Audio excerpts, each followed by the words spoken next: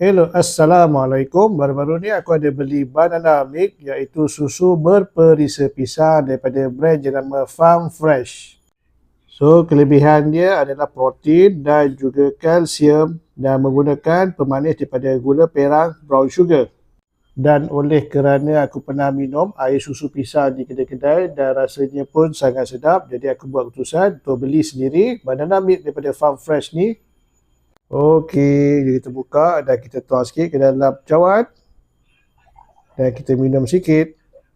Okey, jom kita rasa sikit.